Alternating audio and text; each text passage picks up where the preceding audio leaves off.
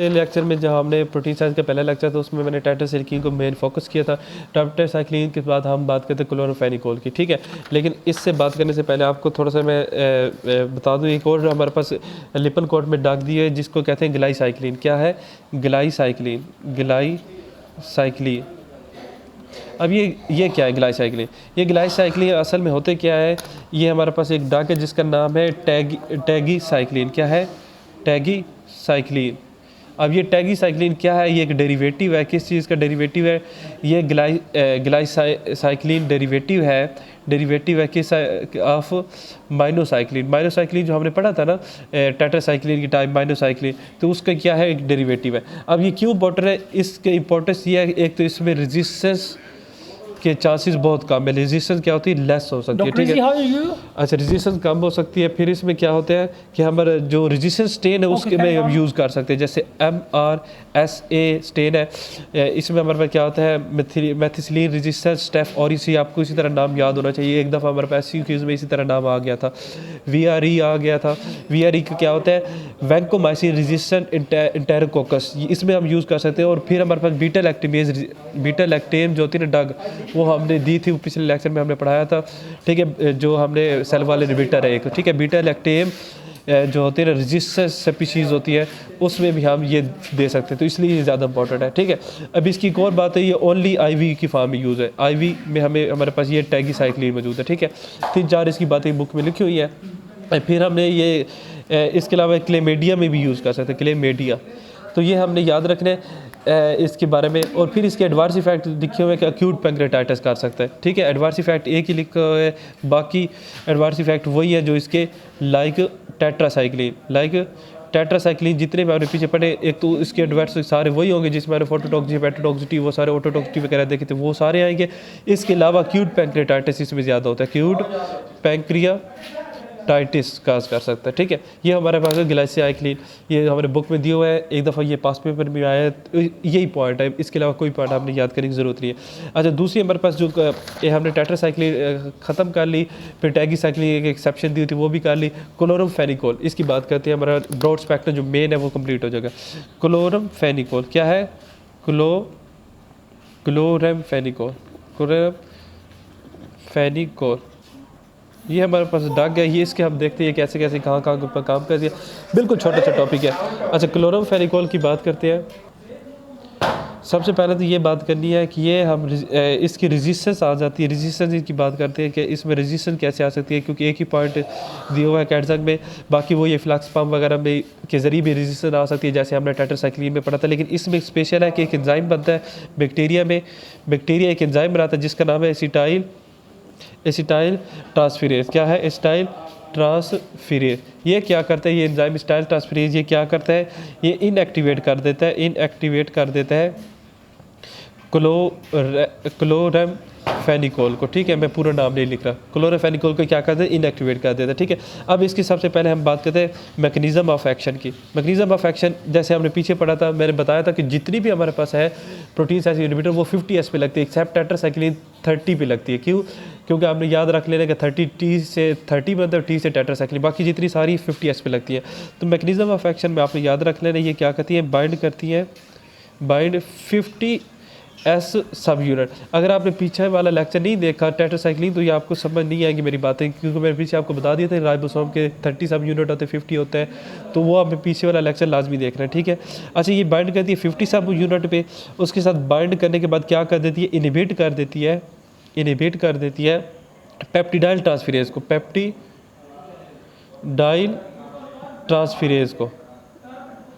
Transferase वो enzyme है जो कि पेप्टाइड लिंकेज बनाने की इंपॉर्टेंट है। जैसे हमने पीछे वाले लेक्चर में देखा था ना टेट्रासाइक्लिन के, जब मैंने मैकेनिज्म ऑफ एक्शन बताया था, तो मैंने कहा था ये 30 सब यूनिट है, 50 है, तो यहाँ 3 साइट होती है, APE साइट होती है, ठीक है। ये मैंने पीछे वाले लेक्चर में बताया था आपको। तो ये क्या होती, पहली टेट्रासाइक्लिन तो यहाँ पे इसको ट्रांसफर आने को यहाँ पे अटैच नहीं होने देती, जबकि हमारे पास क्लोरोफेनिकोल जो P साइट है, यहाँ पे एंजाइम होता है पेप्टाइडल ट्रांसफेरेज, असल में वो 50S सब यूनिट का एक एंजाइम होता है, ठीक है। तो ये क्या करती है, इस एंजाइम को इनहिबिट कर देती है, जिसकी वजह से क्या होता है, अमीनो एसिड आ तो जाता है लेकिन उसमें पेप्टाइड बॉन्ड नहीं बन सकता, ठीक है, ये इसमें डिफरेंस है। अच्छा, ये हो गया इसका। अब इसकी फार्माकोकाइनेटिक्स की बात कर लेते हैं। फार्माकोकाइनेटिक्स आपने ये याद रखना है कि वेल डिस्ट्रीब्यूटेड होती है, वेल डिस्ट्रीब्यूटेड होती है, स्पेशली उस टिश्यू में जहाँ पे हमारे पास कैल्शियम होता है। ये भी टेट्रासाइक्लिन, फॉर एग्जांपल बोन में और टीथ में, ठीक है। ये क्या कर सकती है, क्रॉस कर सकती है, नहीं सॉरी, बोन और ये इसमें नहीं, आपने सिंपल इसमें याद रखें कि हर टिश्यू में क्या होती है, वेल डिस्ट्रीब्यूटेड होती है। मैंने टेट्रासाइक्लिन वाला पॉइंट बता दिया, ये सिंपल आपने बता रहे ये वेल डिस्ट्रीब्यूटेड होती है इन एवरी टिश्यू। फिर आपने ये बात बतानी है इसमें कि हम क्या कर सकते हैं, आईवी यूज़ इसको कर सकते हैं, क्या आईवी भी यूज़ कर सकते हैं और ओरली भी यूज़ कर सकते हैं, ठीक है, ये हो गया। फिर आपने बात करने है कि ये क्या कर सकती है, ये बैक्टीरियोस्टैटिक होती है, लेकिन हाई अमाउंट में देंगे तो बैक्टीरियोसाइडल भी बन जाएगी, ठीक है। और ये क्रॉस कर सकती है प्लस ब्लड ब्रेन बैरियर को भी क्रॉस कर सकती है और एंड प्लेसेंटा को भी क्रॉस कर सकती है, इसलिए क्या है, इसके टेट्रोजेनिक इफेक्ट आ सकती है, ठीक है, इसलिए प्रेग्नेंट वोमेन हम नहीं देते।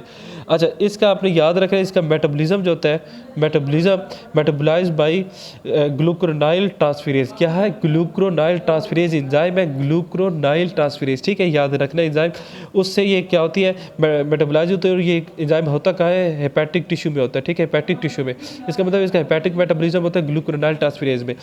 लेकिन ये याद रखना है कि बच्चों में और इन्फेंट्स में ग्लूक्रोनाइल ट्रांसफेरेज की डिफिशियंसी होती है। इसमें क्या होता है कि जो न्यू नेट्स होते हैं ना, उसमें ग्लूक्रोनाइल ट्रांसफेरेज नहीं होता, तो क्लोरोफेनिकोल का लेवल क्या हो सकता है, मेटाबोलाइज नहीं हो सकता, तो क्लोरोफेनिकोल का लेवल हाई हो जाता है, तो उससे ग्रे बेबी सिंड्रोम होता है। मैं आपको एडवांस इफेक्ट में मजीद बता दूंगा, ठीक है। अच्छा, इसके बाद में अगर यूज़ की बात करें, अच्छा ये हमारे पास क्या होती है, ये मोस्टली कहाँ पे एक्सक्रीट होती है, यूरिन में क्या होती है, एक्सक्रीट होती है, ये हो गया।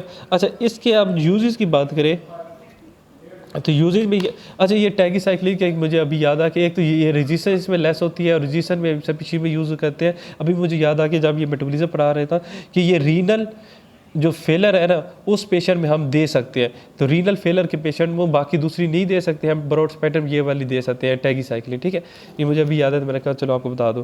अच्छा, क्लोरोफेनिकोल की हम यूजेज की बात करें तो इसमें आपने 3 यूजेज याद रखने, एक इन्फ्लुएंजा में, इन्फ्लुएंजा जो है जो कि फ्लू काज करता है उसमें, फिर नज़ीरिया में हम यूज़ कर सकते हैं, ठीक है, फिर बैक्टीरियोइड स्पीशी में, क्या बैक्टीरियोइड स्पीशी में इसमें यूज़ कर सकती है, ठीक है।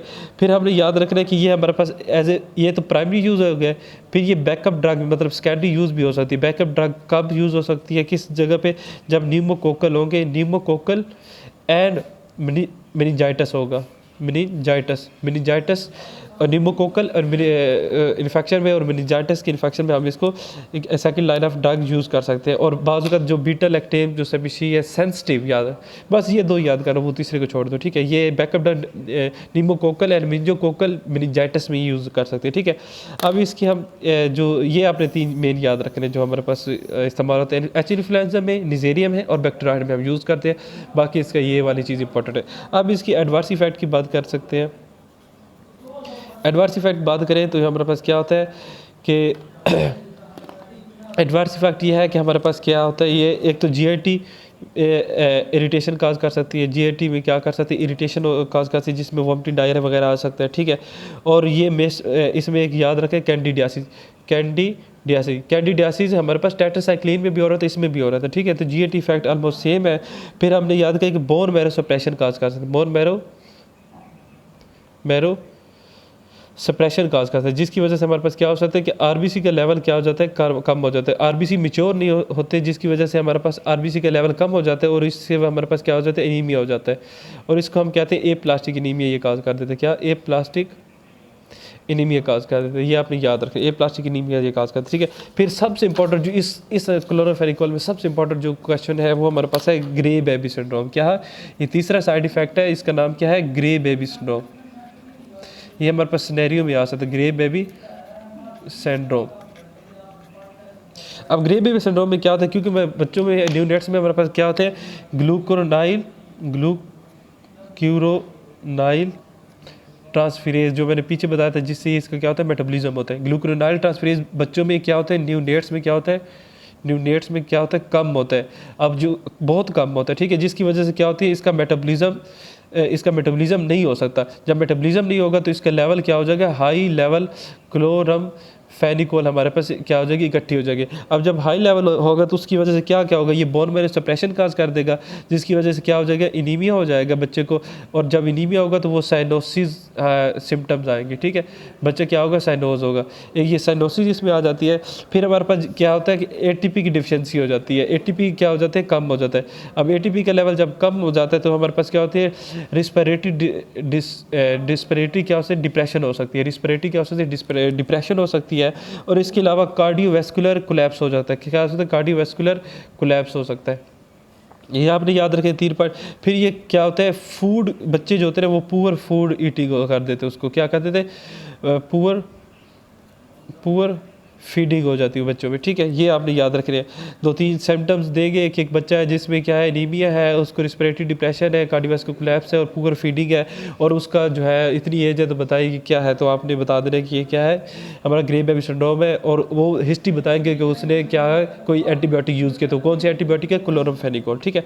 अब हमारे पास इसकी लास्ट में ड्रग इंट्रैक्शन है। ड्रग इंट्रैक्शन की बात करें तो हमारे पास क्या करते थे, ये जो हमारे पास हिपैटिक एक एंजाइम होता है साइटोक्रोम P450, उसको क्या कर देते, ये इनहिबिट कर देते। उसकी वजह से क्या होगा, वो ड्रग जो साइटोक्रोम P450 से मेटाबोलाइज होती है उनका लेवल हाई हो जाएगा, क्योंकि ये एंजाइम तो अभी इनहिबिट पड़ा है, तो बाकी ड्रग्स जो इन्होंने इस एंजाइम से मेटाबोलाइज होना था वो मेटाबोलाइज नहीं हो सकेंगी, तो क्या हो जाएगी, वारफेरिन जो हमारे पास साइटोक्रोम P450 से मेटाबोलाइज होती है, वारफेरिन और फिनोटाइन वगैरह, फेनिटाइन वगैरह, क्या इनका लेवल क्या हो जाएगा, हाई हो जाएगा, इनका लेवल क्या हो जाएगा, हाई हो जाएगा। तो ये हमारे पास ये चैप्टर था, और इंशाल्लाह नेक्स्ट वीडियो हम मिलते हैं मॉडरेट स्पेक्ट्रम ड्रग्स में। अगर वीडियो अच्छी लगी तो चैनल को लाइक और सब्सक्राइब कर दें। Thank you.